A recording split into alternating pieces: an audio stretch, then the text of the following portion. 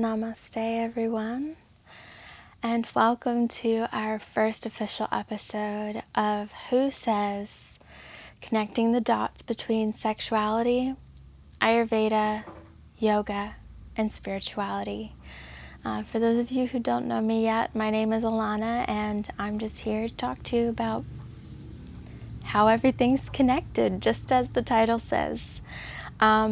Today's topic is something that I'm really excited about, and I think that it's a really important thing to discuss, especially now during a time of quarantine and isolation, where your self is kind of the focus of your everyday, right? So if you haven't guessed it, today's topic is masturbation. And while I was planning this episode, I realized that there is just so much to cover that we're going to have to do this in parts. So today's episode is going to cover the hormones, the chemicals that are involved, kind of explain why you feel the way that you feel, as well as the positive and the negative aspects of masturbation. I don't like to give the impression that everything is so black and white. Of course, we all kind of live in the gray area, and rather than thinking of something as good and as bad, we'll think of it as positives and maybe places of growth, things to work on.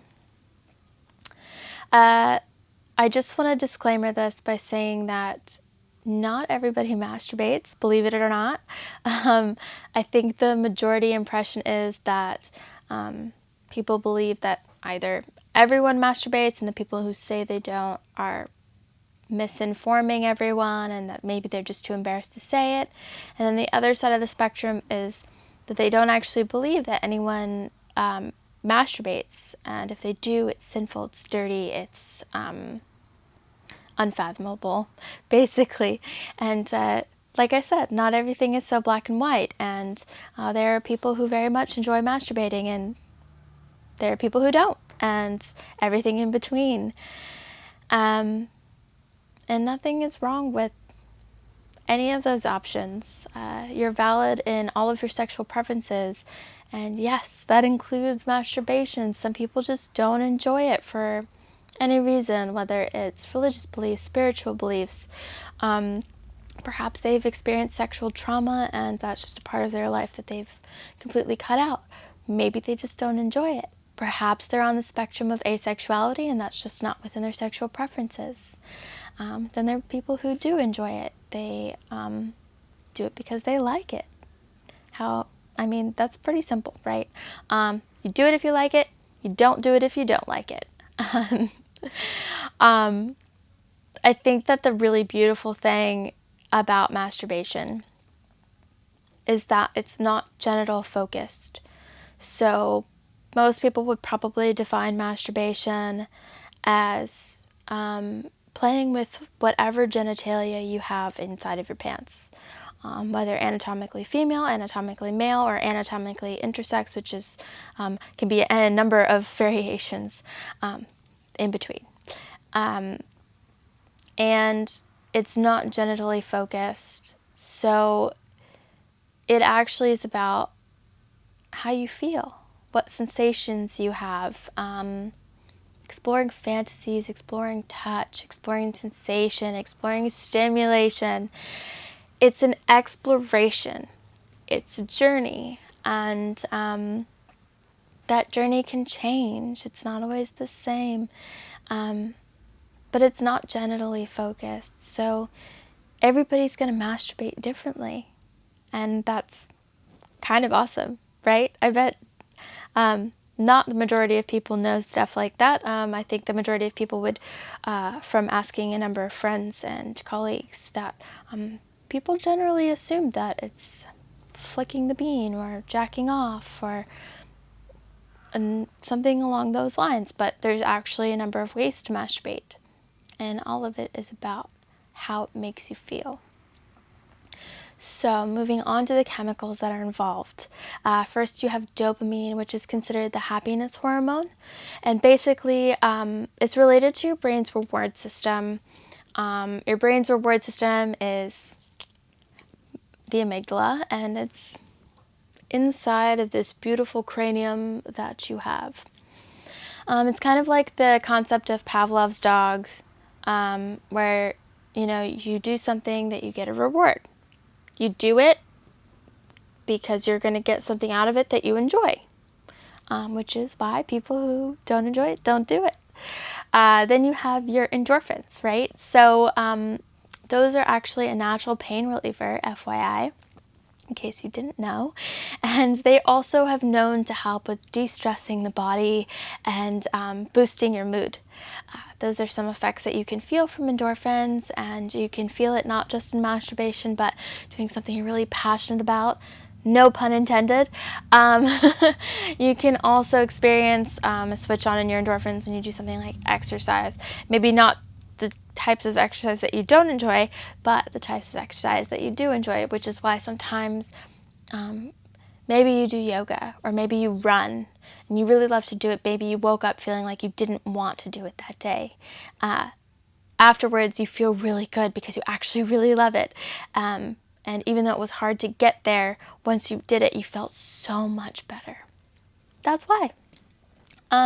Next, we have the oxytocin, which is known as the love hormone.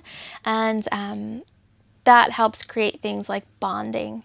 So social bonding, bonding with others, bonding with yourself, feeling connected. Oxytocin is a really special one. Then you have testosterone, which everybody has, regardless of gender. Everybody has testosterone. If your body doesn't produce testosterone, that's a totally different story, but everybody has it. Even women have it. Believe it or not, you've got testosterone. Men born as male, they have naturally a higher amount of testosterone than females do, although if you have a hormone condition, it is possible for females to experience a higher level of testosterone. If you have something like PCOS, it's more common for your estrogen to be high, but your testosterone can elevate, causing things like facial hair and stuff like that in females. But keeping this on masturbation, we'll come back to the testosterone in a little bit because it affects something else down the line. Your prolactin, which is, oh, I think I dropped my mic. Oh, no, I didn't.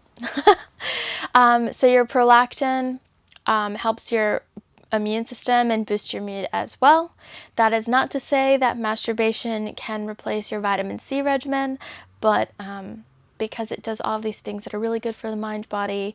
Yes, I said mind body because they are one element. They affect each other cyclically and like a domino effect. So I say mind body because I consider it to be one entity. And your prolactin is really great because it can affect your mood and affect your immune system. So, starting with the positive effects of masturbation. Masturbation, again, stress reliever, anxiety reducer. Who doesn't want that in their life? Obviously, there are other ways to obtain that if masturbation just is not for you. But this is one route, so we'll be talking about that specifically for today. It can help with your physical health, your general well-being. It has been said, although it is not scientifically proven, that it can help with your clarity and your focus post-orgasm, post-ejaculation, that you feel like, oh God, I can focus so much better. It is not scientifically proven, once again. My theory is that because it affects your reward system and you're getting something you enjoy out of it if you are masturbating, that it's creating this kind of conditioning system that if you're masturbating more around the times which you would consider to be kind of using it as a coping mechanism, and I don't say that in a bad way. Some people utilize sexual release as a coping mechanism to deal with stress. That's totally fine. And so if you're doing it at a time of stress or study to help release, you're more likely to experience that kind of side effect there. So then you also have, again, I can't say it enough, it reduces stress and anxiety, especially in a time of quarantine. So important to note that, because I feel like everybody has higher stress levels, whether you've lost your job or you've kept your job because you're an essential worker. This affects everybody, even outside of the pandemic, honestly. It can also lower your blood pressure and your cortisol levels. And cortisol is very much affected by the levels of stress and vice versa in your body. It can affect things like your weight, your sleep cycles, how you feel about yourself, your anxiety. All of those things are affected by your cortisol. And lowering blood pressure, unless you have abnormally low blood pressure, is really important for those of you who have it raised. That'll help your circulation and stuff like that. But outside of the physical, it is a mode of self-love and self-care. And we often forget about ourselves when it comes to self-love and self-care. This is a way to literally self-love. You are doing things that feel good. You are exploring. You are feeling open, and you are not feeling judgment, because guess what? It's just you in that room. And oftentimes we are our own worst critics. We're creating those thought patterns in the mind. We'll talk about that more later. But practicing self-love can raise your self-esteem, right? It just happens. You start to feel better about yourself, feel good about your contribution to the world, and that will then move over into your sex life if you want to have partnered engagements. And so it can positively affect your sex life that way. And I think we all need to make time for self-love and self-care, whether it's through masturbation, taking a bubble bath, eating that piece of chocolate, or exercising. Telling ourselves how beautiful and how wonderful we are in the mirror every day, until you believe it, because it's true and it's there. Self-love is important. But today, self-love through masturbation, also extremely awesome. So now that we've talked about a lot of positive things, let's talk about the negatives, or the things that we can grow on and work on. There are challenges. So for some people, masturbation doesn't feel good. And for those of you who do feel good masturbating, it might be hard for you to understand why it doesn't feel good for some people. And you don't really need to, unless you have a partner who feels that way. But for those of you who don't feel good masturbating, that could be because, again, your belief system, if you have any kind of negative feelings surrounding masturbation that result in feeling self-disgust or shame if you've touched yourself, that can also happen from sexual trauma, which is something I think that people don't really think about. If you've had sexual trauma, it can also be a really good way of, if you still desire that, working through that. But obviously having a counselor or therapist to help you work through that is really important. Having that emotional support there for you is really important. Masturbation can be used as a tool once you are ready and guided in the right way. But there's also the people who still believe in masturbation myths, that masturbation causes blindness or hairy palms. Or maybe you've just heard it growing up as a kid and it just kind of sits in the back of your mind and you're not really sure why you feel so negatively about it, but this kind of pops up and it gives you this not so great feeling, makes you not want to masturbate. There are a number of reasons. There's also a number of physiological reasons that are also tied to a number of other things, like erectile dysfunction, low libido, vaginal dryness or atrophy, painful penetration, and that is called gynopelvic gynogenital pelvic pain disorder. That's listed into the DSM-5 by the American Psychiatric Association. If that's something you're concerned about, you're welcome to read up on that. But if you're also concerned about that, I do recommend, again, a counselor or therapist to help you through that time. That can help kind of define that for you rather than reading about it yourself. There's also something called post-orgasmic illness syndrome, where people actually feel physically ill after orgasm or ejaculation. And again, sexual trauma.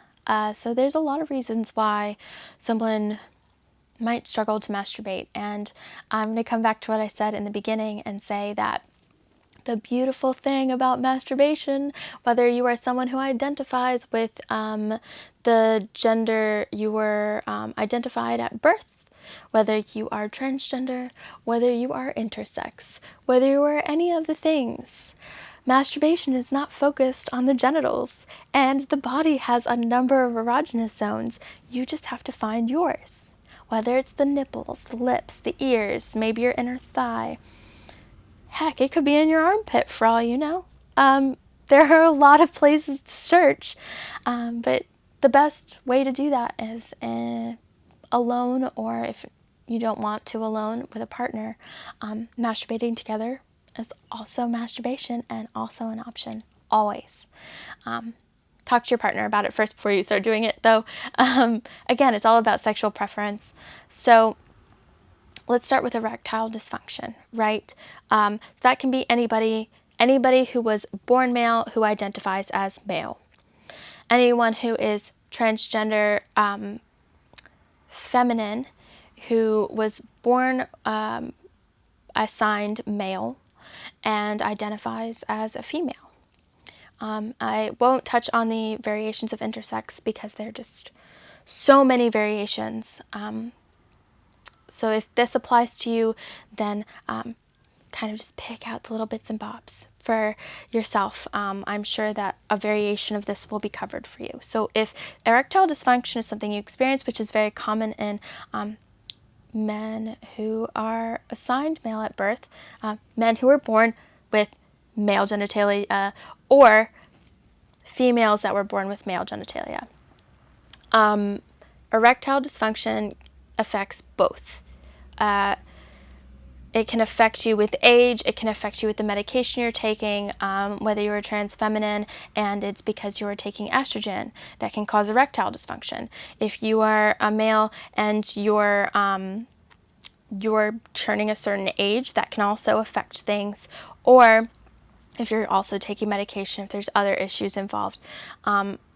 Erectile dysfunction is very real, but guess what? Your penis isn't the end-all be-all, and you can explore other things like your anal cavity and finding those erogenous zones. Find things that you're comfortable with. I know there are a lot of male identifying males out there who will, I know this is a lot of terminology, there are a lot of males out there who are like, what? Will not do things with my butt, but there's nothing wrong with that. Just explore on your own. Figure out what feels good for you. So then let's move on to vaginal dryness and atrophy. That can actually cause pain on penetration. Especially for women over a certain age, vaginal dryness and atrophy are more common, especially if you hit menopause.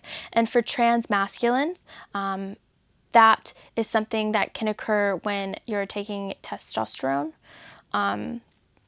And so finding other things like external, like the clitoris, which I'm about to get to in a second because I have a model and it's really exciting. Stimulating the clitoris, again, stimulating in your anal cavity, or finding your other erogenous zones, your nipples, whatever it might be that turns you on. Perhaps it's all about sexual fantasy. And the really exciting thing is that everybody has testosterone, and your testosterone levels also play a part in sexual fantasy. So if you have low testosterone, that can affect your libido and lower it. And it can also affect your stimulation of sexual fantasy. So if that's something you've always been interested in and something you've always used during any kind of sexual engagement, and it's suddenly not so great. Try a different sexual fantasy, exploring that, or maybe it has something to do with your testosterone. Has all to do with the human sexual response cycle, which we will go over another day because that is a huge subject. So the clitoris. Listen up, everyone, because this is important for anyone who A, has a clitoris, or B, wants to engage in sexual behavior with someone who has a clitoris. This is a life-size model of the clitoris. I know. It's actually pretty huge.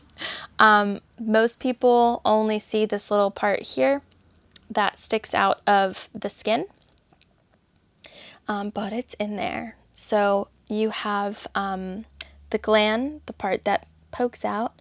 Then you have your clitoral shaft. You have your crura. I'm not sure if I'm saying that right. Funnily enough, I struggle to pronounce some things. And then you have the bulbs of the clitoris, just like males have bulbous glands. I mean, as we're in, we're in our embryonic state, as you're growing and stuff like that, it all kind of, it all stems from sperm and an egg, and your chromosomes alter and change the materials that are there. So, it's almost like having a penis inside of you, as a clitoris. It also kind of looks like a swan. So that's what it looks like, and I actually have this beautiful paper that comes with it, and that will show you kind of the setup inside of the vulva, right? So this is the part that peeks out. This is your shaft, your crura, your bulbous glands. These are your labia, your urethra, and your vaginal opening as a woman. You can Google this picture if it's something that you're interested in, but that means there are a lot more places to explore, a lot more erogenous zones to explore if you have a clitoris, regardless of how you identify. For trans male, if you are taking testosterone, the clitoris can actually grow up to 3 inches. So some people naturally have larger clitoris, and that's totally normal, but taking testosterone will also enlarge your clitoris, and so it can act as a penis, which we will talk more about later on. But that's something to explore and play with. Just be open to your body, no judgment, and next episode we will be touching on, again, masturbation, but this time we will be talking about toys appropriate for men, women, non-binary, intersex, trans masculine, trans feminine, really anything. So take what appeals to you. We'll be talking about those toys, and no, not the typical sex doll or the boring typical fleshlight. We will be talking about other things that can appeal to everyone, and we will also go over the spirituality, the yoga, the tantra, all of that in terms of masturbation under the umbrella of things like brahmacharya, the chakras, and sexual and genital power. So whether you masturbate or not might be interesting to tune in next time anyways. But I hope you enjoyed it. This one was extra long because, again, there's so much to cover. I hope that you got through the whole thing. If you did, good on you. If you have any questions, you're always welcome to ask. I'll get back to you as soon as I can. And I'll see you next time for Masturbation Part 2.